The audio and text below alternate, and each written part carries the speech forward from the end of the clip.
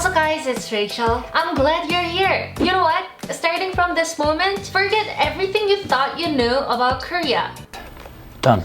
Today, we're gonna talk about some of the things you totally misunderstood about Korea. Let's clear things up. Between us, no more misunderstanding. After this video, we'll be one step closer to each other. Whether you like it or not, it'll happen. So, brace yourself. I can't say stuff without making it super awkward. What's wrong with me? God. I got this list of misunderstandings from my Patreon community, so big shout out to them. They're awesome. Woohoo! Before we get into it, I just want to quickly say that even if you were wrong about the things in this video, don't feel bad. The fact that you clicked on this video already tells me you care about Korean culture, so you already have my respect. I appreciate you. I'm not making this video to make you feel bad or to put you down, like, oh, you didn't even know about this? No, I'm sharing this with you so that you know what it's really like in Korea, because I appreciate you wanting to know more. I'm here to help. Okay, let's go. Let the beat drop. Number 1, not accepting drinks or food is rude. No, it's completely wrong. What, do I have to get drunk and put food in my stomach even if I don't feel like it? So I'm not rude? No, I'm not doing that. That sounds ridiculous. I hope you give Koreans more credit than that. We are reasonable. Okay, let's talk about drinks first. Not gonna lie, drinking culture in Korea is not a joke. When we say we are hanging out with friends here, it usually means there's gonna be drinks involved. But that doesn't mean you have to drink when you don't want to. I see so many comments from you guys worrying about making friends here because you don't drink. You know what? You're gonna be just fine. It's not an issue. Also, if somebody doesn't want to be your friend because you don't drink, just say bye. You don't want to be their friend. You deserve a better friend. Their loss. Here's what I would do.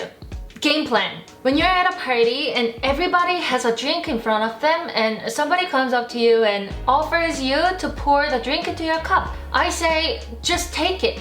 Take it, but don't drink it. Raise your glass with everyone for a cheer, but you don't have to drink it. No one's gonna think it's a waste of drink because doing the cheer together, that's way more important because it's like a group thing. Everyone is in this together. And then go ahead and get yourself a soda. That's it. Okay, let's say if somebody who's a bit much comes up to you and asks you, hey, why you're not drinking? Hey, we're all drinking here. Come on, let's get drunk together. Come on. Okay, that was a very weird drunk person impression, but you just simply say, no, thank you. I'm good though. Like, I'm good. I'm having fun. I'm having this today. I'm having soda. You go ahead. You have fun. I'm having so much fun. Thank you. As simple as that. There you go. When it comes to food, I feel like it's harder for me to say no because I think it's so nice of them to share food. But if I really don't feel like it, I just say, thank you, but I'm good. I'm fine. Thank you though. That's it. Here's an important point you should take away from this one. You don't have to do something you don't want to just to be polite here. You saying thank you, but I'm okay. You know what? You're nice enough. That's enough. Number 2. It is a principle in Korea to not open a present in front of the one who gave it to you. Don't be offended if the present is not immediately opened in front of you. Okay. This isn't true. But let me ask you a question. Do you guys get offended if I don't open the present that you gave me right then and there? I never thought about this. Why would they make this about themselves? I'm the one who got the present. I get to decide when and where I open this, no? Anyways, is it a principle here to not open a present in front of the person who gave it? No. It's a false principle. I've never even heard of this before. It's just not a thing here. I don't necessarily feel obligated to open the present in front of that person then and there either, but I do also enjoy opening up the present with this person and sharing the moment together. If there is a principle which is somewhat related to this one, that would be about money. You know, in Korea, when someone gives you money, you're not supposed to count the money in front of the person who gave you the money. Not to be rude. That's rude. That's a thing for sure. You might say, wait, Rachel, of course you should count the money. What the hell are you talking about?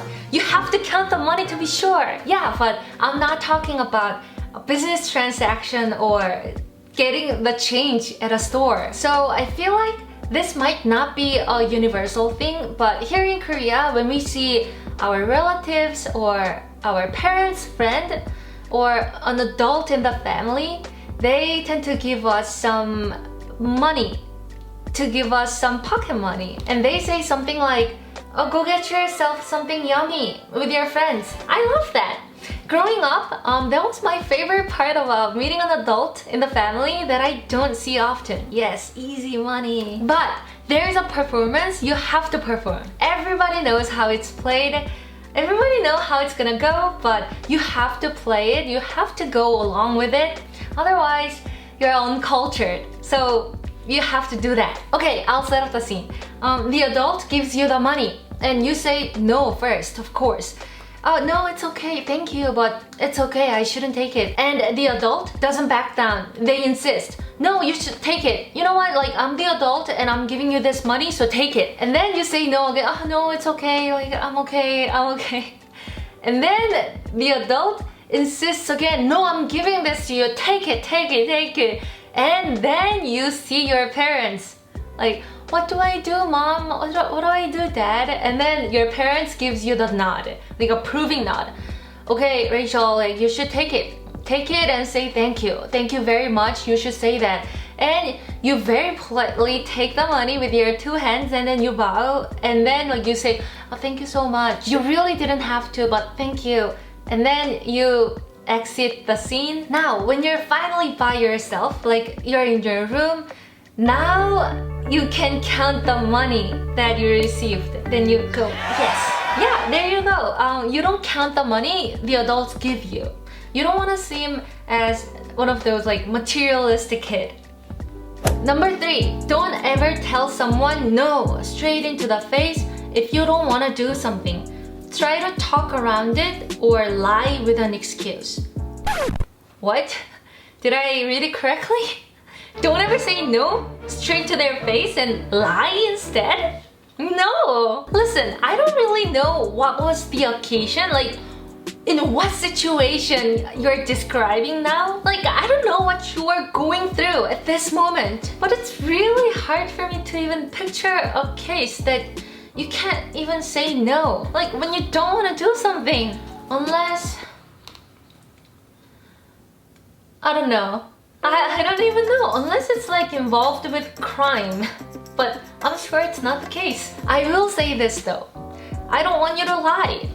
I don't want you to make an excuse. Just be honest. I don't want people to lie to me. I will always appreciate honesty. And as long as they are nice about it, of course I would understand. I'm more curious.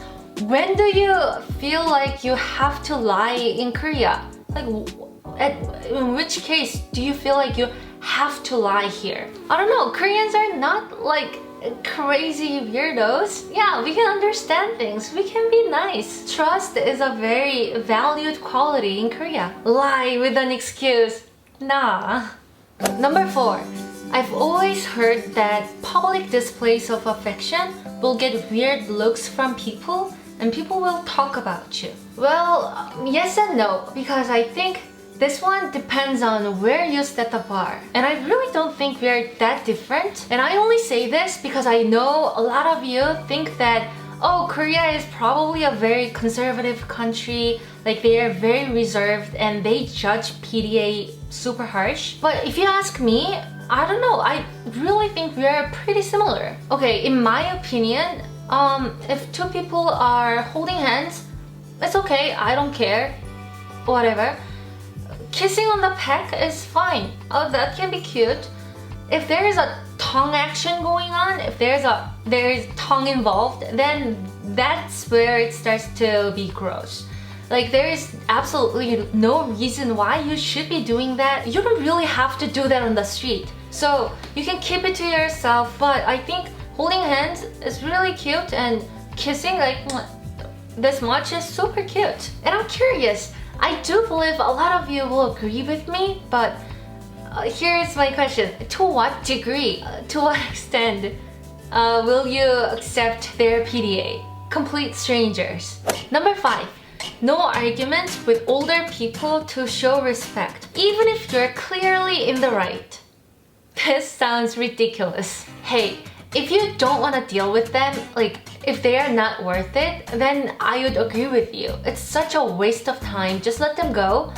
But if you're trying to show your respect, then respectfully say your opinion. If they're nice people, they will listen. If this is the kind of society where young generation can't even say what they want to say, even if they are in the right, Korea is doomed. This country has no future. But no, people communicate. Everyone can have their voice, and they should. They should have their own voice. And of course, you should too. Say what's on your mind respectfully, especially if you're in the right.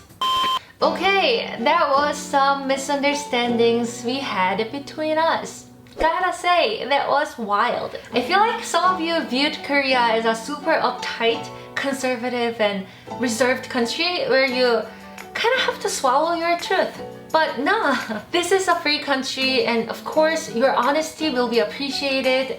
So be yourself. I'm glad I was able to tell you guys that we are nicer and cooler than you thought. What you thought of us was pretty bad. So thank you to my lovely patrons for sharing the misunderstandings. It was really nice to talk about them. If you also want to be a part of the awesome Patreon community, you can check out the Patreon page, patreon.com/RachelKim. You can get a new episode every single week that is only for the patrons, and you'll be supporting the channel a lot, and I really appreciate you guys. So yeah, and that is all. Thank you so much for watching, and I'll see you in the next one. Peace out, love you, and goodbye. Thank you to Lalachuu for sponsoring today's episode. I've been in love with their Sika water balm. My skin has been really sensitive recently, especially my jaw area, because I have to wear a mask all the time. But this Sika water balm does an amazing job at calming and cooling my skin. And this is so easy to apply. You just open the cap and you turn the bottom case up, and then you just gently apply it on your sensitive skin area. I like how it absorbs really fast and my skin instantly cools down, and it's really soothing. I also apply it on my neck area as well as my arms and legs. Since it's a stick type, it's so easy to apply on my body too, and I don't have to use my hands, so it's more sanitary. It contains 5 types of green complex for soothing, and its main ingredient, Sika, is well known for soothing sensitive skin. 85% of it consists of water essence, which helps it give an instant cooling effect. So whenever I feel like my skin is red and it's like on fire, the Sika water balm instantly cools it down. Also, the Sika water balm follows the safe, free recipe. It's fragrance-free, artificial coloring-free, and oil-free. You know, it's really hard to find a stick water balm that is oil-free out there. But Lalachuu's Sika water balm made it all possible. I'm gonna leave all the links in the description box below, so make sure to check it out. Thank you, Lalachuu. Bye!